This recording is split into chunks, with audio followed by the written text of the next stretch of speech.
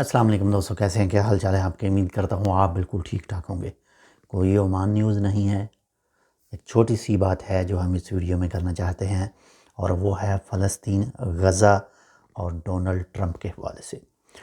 جب سے اقتدار سنبھالا ہے ڈونلڈ ٹرمپ صاحب نے، اس ٹائم سے غزہ کے حوالے سے اس کے جو کچھ بیانات سامنے آئے ہیں، وہ کافی سخت قسم کے بیانات جو ہیں وہ سامنے آ چکے ہیں۔ اور سب سے پہلا جو اس کا سخت بیان سامنے آیا تھا وہ یہی تھا کہ ہم جو ہیں، یعنی بقول ٹرمپ، ڈونلڈ ٹرمپ، کہ ہم غزہ کی پٹی پر جو ہے وہ اپنا قبضہ جما لیں گے۔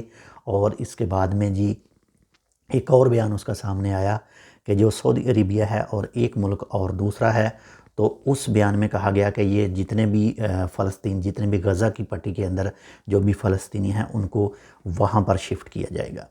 اس کے بعد میں تمام جو GCC کے ممالک ہیں، جو گلف کنٹریز ہیں، ان لوگوں کی طرف سے ریاکٹ کیا گیا اور اس بیان کو مسترد کیا گیا کہ ایسا نہیں ہو سکتا ہے۔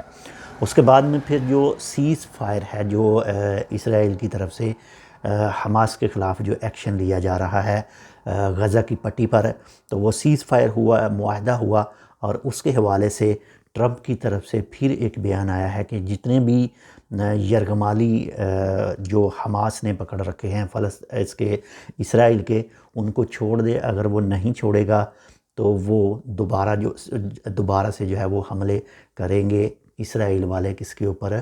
دوبارہ سے غزہ کی پٹی پر، یعنی دوبارہ سے فلسطین پر۔ اور اب جو ایک اور بیان اس کی طرف سے سامنے آیا ہے، اور وہ ہے کہ جتنے بھی فلسطینی جو ہیں وہ غزہ کی پٹی سے نکل چکے تھے، باہر گئے تھے، اب وہ دوبارہ غزہ کی پٹی میں دوبارہ انٹری نہیں کر سکتے، ان کو نہیں آنا چاہیے۔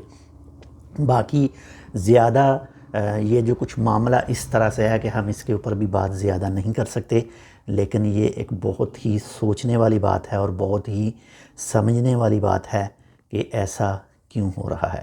یہ ایک بالکل خاموش میسج ہے۔ باقی آپ کی رائے اس کے حوالے سے کیا ہے؟